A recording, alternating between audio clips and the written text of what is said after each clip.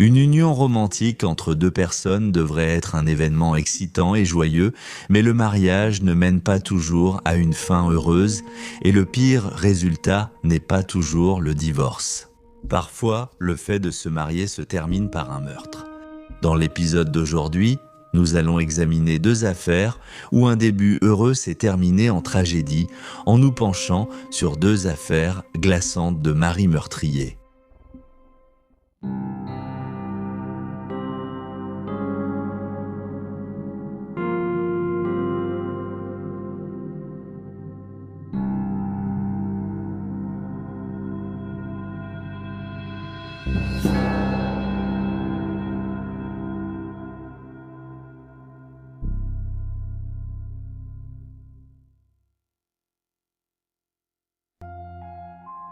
Guillaume et Hélène, Marlène Major.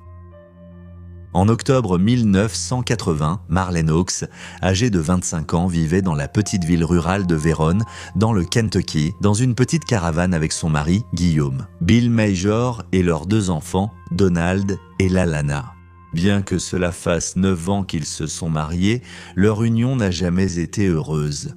Marlène n'avait que 16 ans lorsqu'elle a épousé Bill, un mécanicien de 10 ans son aîné. Le couple se disputait souvent violemment, au point que leur mariage était si détérioré qu'ils avaient tous deux des liaisons extra-conjugales. Dans les mois précédant sa disparition, Marlène entretenait une relation avec Glenn Saint-Hilaire, un homme qui vivait sur leur propriété et travaillait pour son mari. Le couple avait rencontré Glenn quand son camion était tombé en panne lors de son voyage de l'Ohio au Texas. Il habitait une caravane séparée sur la propriété. Bill aurait encouragé cette relation et il se disait qu'il avait aussi quelqu'un, ce qui expliquerait sa détente face à cette liaison.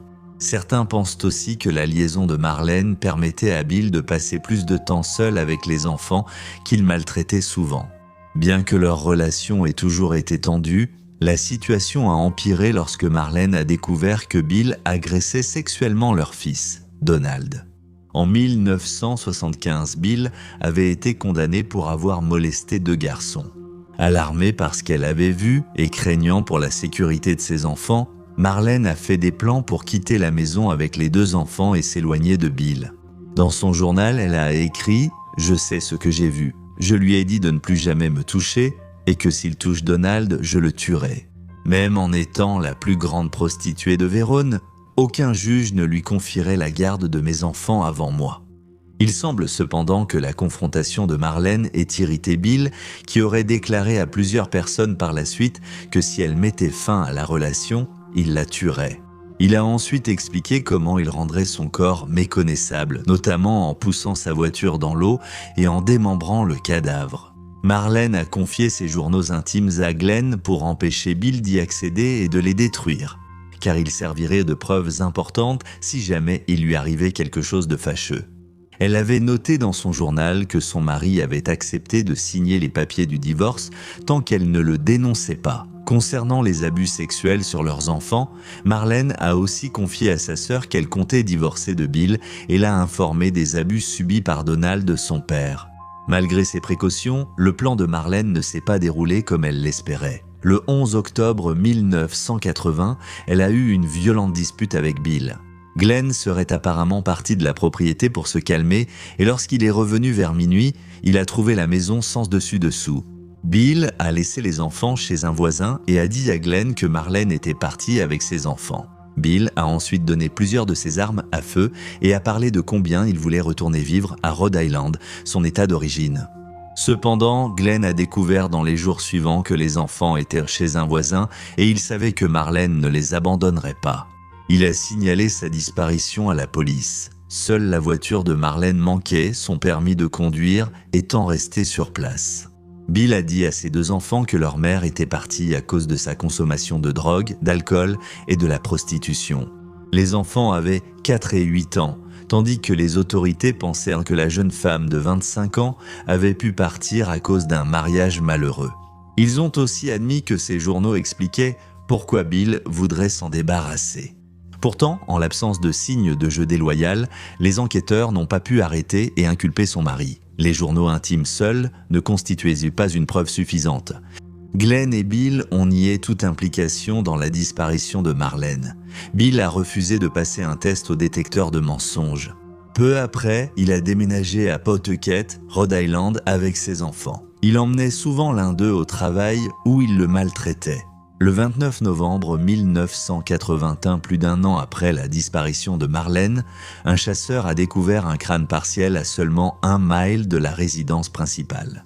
Le crâne montrait que la mort était survenue à la suite d'au moins un coup de feu qui était passé par le visage et était ressorti par le sommet du crâne.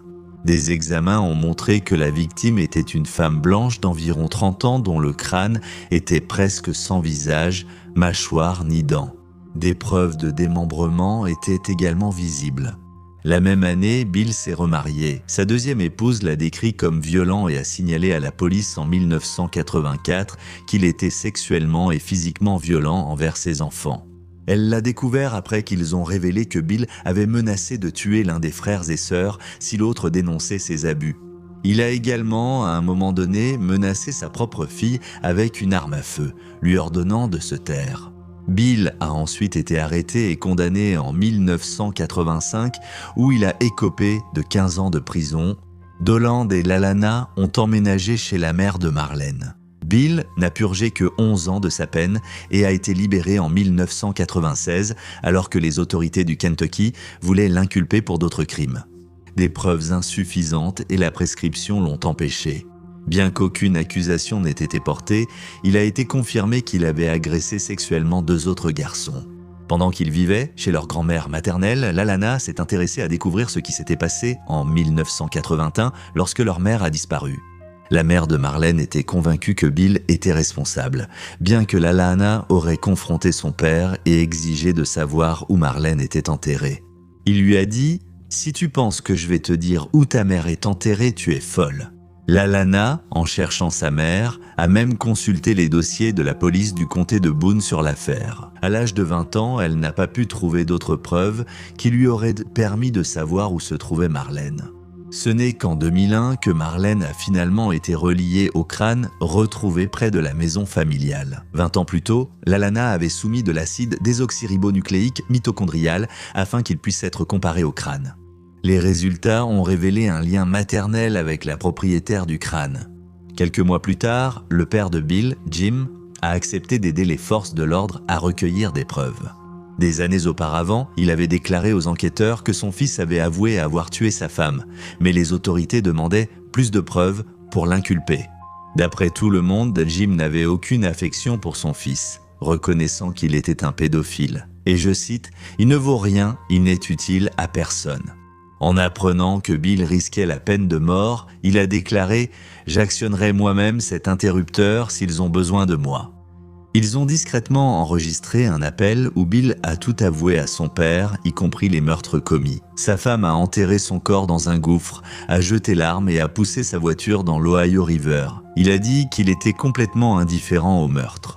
Après son arrestation, Bill a déclaré que Marlène l'avait menacé avec une arme, le poussant à perdre son sang-froid et à lui tirer 2 fois au visage, puis 4 fois dans le torse. Inculpé pour le meurtre de Marlène, ses enfants adultes ont témoigné des abus subis de sa part.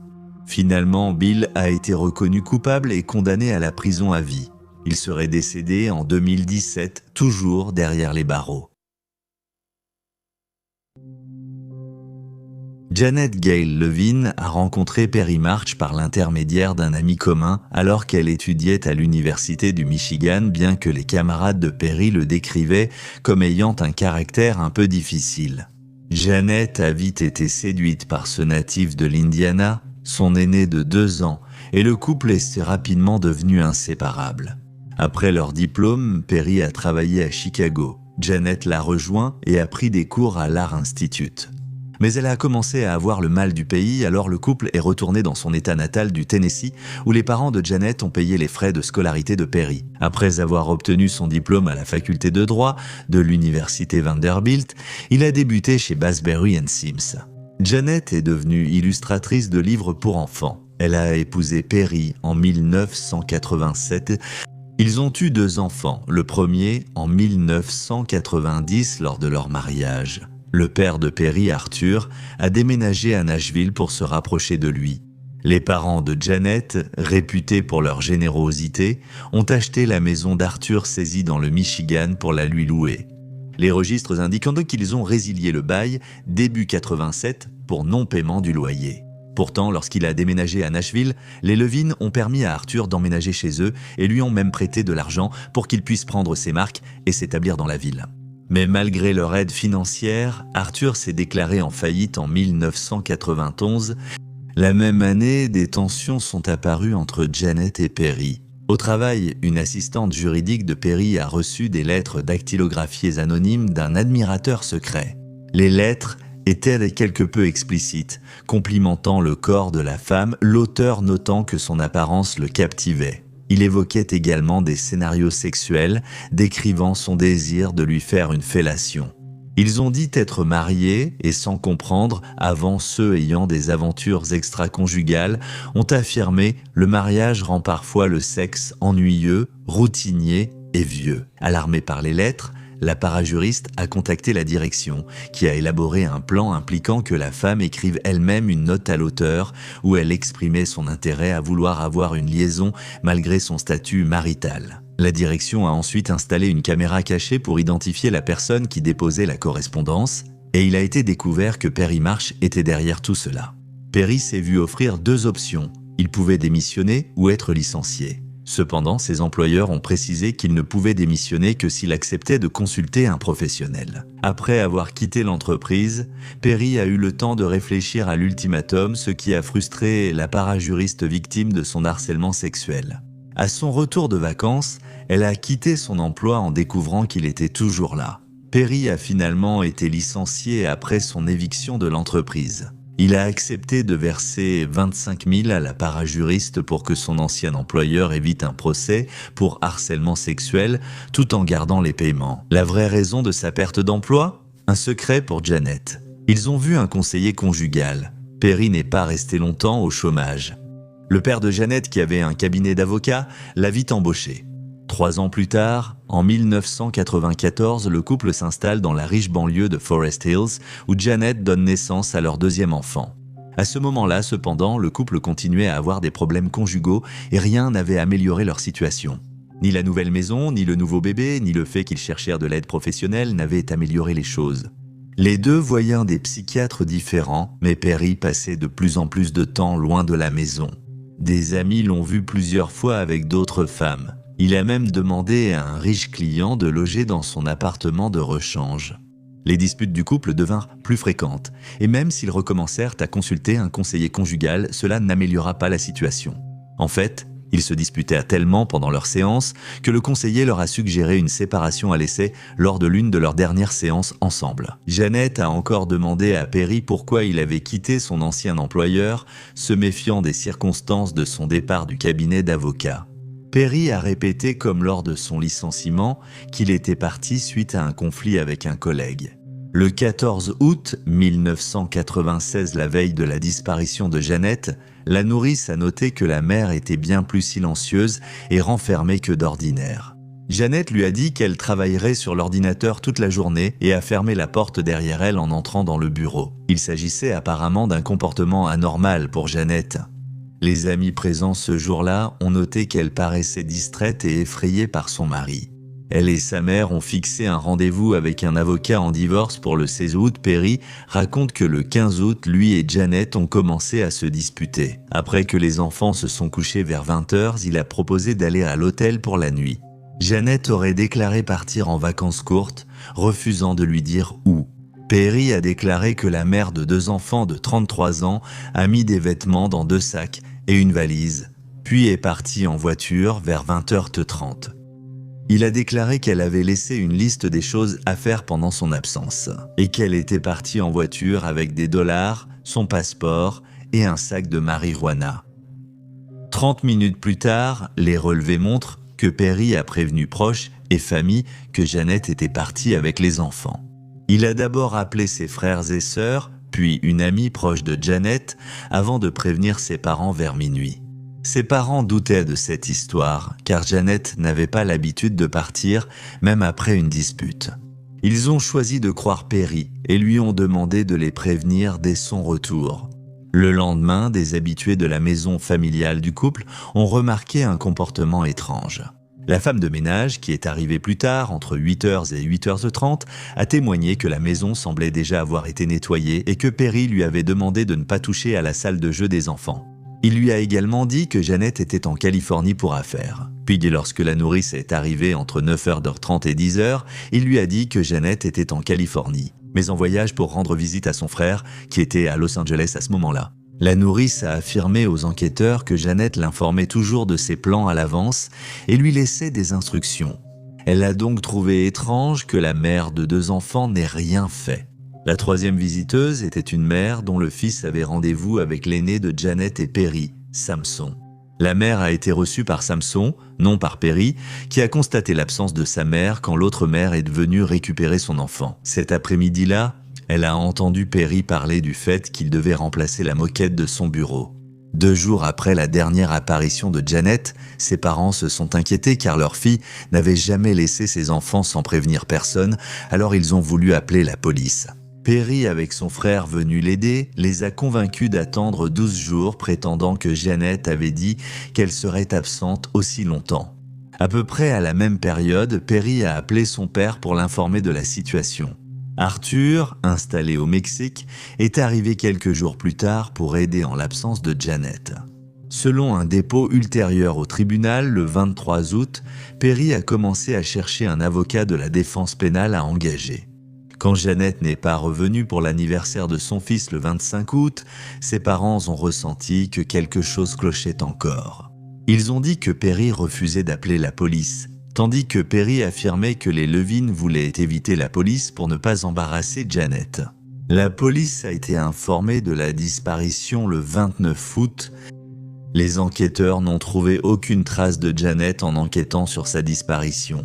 Ses comptes et cartes bancaires n'avaient pas été utilisés, ni aucune admission à l'hôpital. D'après ce qu'ils ont pu trouver le 7 septembre, ils ont découvert la voiture de la femme de 33 ans garée en marche arrière sur une place de parking dans un complexe d'appartements à environ 8 km de la résidence Marsh.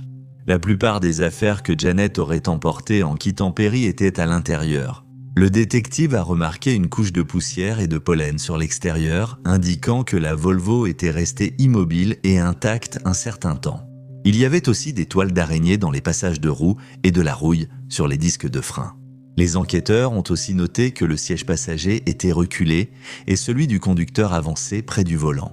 Une paire de sandales blanches trouvées au sol avait été soigneusement placée, non jetée au hasard. Ils ont aussi remarqué qu'aucun soutien-gorge n'était dans les bagages et que sa trousse de toilette manquait de dentifrice et de brosse à cheveux. En parallèle, les Levine ont engagé un détective privé qui a noté que Perry évoquait sa femme au passé. Elle est ensuite allée à l'immeuble où la Volvo avait été retrouvée pour chercher des témoins. Mais Perry l'a contactée, exigeant avec colère qu'elle lui faxe la liste des personnes à qui elle avait parlé et leurs propos. La police a également inspecté la voiture de Perry pendant son enquête, et bien qu'ils aient dit qu'elle ne semblait pas particulièrement propre, elle sentait le désinfectant. Des cheveux et fibres ont été trouvés sur la banquette arrière. Les détectives ont décrit Perry comme anxieux et il a refusé la fouille de la maison. Les autorités ont obtenu un mandat de perquisition pour la propriété le week-end suivant et l'ont exécuté le 16 septembre. Ils ont constaté que le disque dur de l'ordinateur du couple avait été arraché et jamais retrouvé à cette époque. Ils ont aussi appris que Perry avait acheté des pneus neufs pour sa Jeep le 21 août. Le propriétaire se rappelait que ses pneus étaient neufs, mais Perry avait insisté pour une autre marque. Avec ces dernières informations en tête, les enquêteurs ont tourné leur attention vers Perry. Au cours des semaines suivantes, il a déménagé avec les enfants à Chicago. Il a été entendu faire plusieurs déclarations étranges, dont que les Levine et la police de Nashville aillent se faire voir. Il a même demandé à une amie proche de Janet ce qu'elle penserait s'il disait avoir mis le corps de Janet dans la voiture. Il est parti pendant que les enfants dormaient et est revenu comme si rien n'était. Perry a rompu tout lien avec les proches de Janet après avoir quitté le Tennessee et n'a pas assisté à la cérémonie commémorative de sa femme. Perry a toujours clamé son innocence, affirmant en 1997 au Nashville Scene « Je ne laisserai pas un policier égaré, un homme vengeur et quelques journalistes sans scrupules détruire ce que j'ai mis des années à bâtir ». En 1999, Perry vivait au Mexique avec les enfants et s'était remarié, malgré des soupçons croissants. Ce n'est qu'en 2005 que Perry a été arrêté et transporté par avion à Los Angeles, où il a été pris en charge par le FBI et inculpé de meurtre au second degré, de falsification de preuves et d'outrage à un cadavre. Fin 2004, les détectives des affaires non résolues et les procureurs ont présenté des preuves contre Perry à un grand jury qui l'a ensuite inculpé des chefs d'accusation mentionnés. Perry a dit qu'il plaiderait coupable si sa peine ne dépassait pas 7 ans. Il a aussi demandé aux enquêteurs quelles preuves ils avaient et si un corps avait été retrouvé. Et si, hypothétiquement, c'était un meurtre au second degré, par accident. Pourtant, il n'a rien retenu de son arrestation. En prison, en attendant son procès, Perry a tenté d'engager un codétenu pour tuer les Levine, qui avaient obtenu la garde des enfants. En avril 2006, Perry a été reconnu coupable d'avoir détourné 200 000 $ de la société de son beau-père, au cours des 2 années précédant la disparition de Janet. 2 mois plus tard, il a été reconnu coupable de 2 chefs de complot pour tenter de faire tuer les Levine. Pour ce complot, il a demandé l'aide de son père, ensuite condamné et incarcéré pour des accusations similaires dans les mois suivants. Malgré l'absence du corps de Janet, Perry a été reconnu coupable de meurtre au second degré, de manipulation de preuves et d'outrage à un cadavre. Son père, Arthur, a admis avoir aidé à se débarrasser du corps de Janet. Perry a tué Janet lors d'une dispute avant d'enterrer son corps dans une tombe peu profonde près de la maison. Lorsqu'il a appris des projets de construction dans la région, il a demandé à son père de l'aider à déplacer le corps. Ils ont enterré Janet à Bowling Green, Kentucky. Mais Arthur n'a pas pu conduire les enquêteurs jusqu'au reste, même si la police croyait à sa version des faits. Perry est toujours en prison, purgeant une peine de 56 ans. Son père, Arthur, est décédé seulement 3 mois après le début de sa peine de 5 ans. Le corps de Janet reste introuvable à ce jour. Voilà les faits. N'hésitez pas à laisser un commentaire ci-dessous avec vos propres réflexions et réactions et n'oubliez pas d'aimer cette vidéo et de vous abonner pour soutenir la chaîne. Merci d'avoir regardé, restez vigilants, restez en sécurité et on se retrouve la prochaine fois.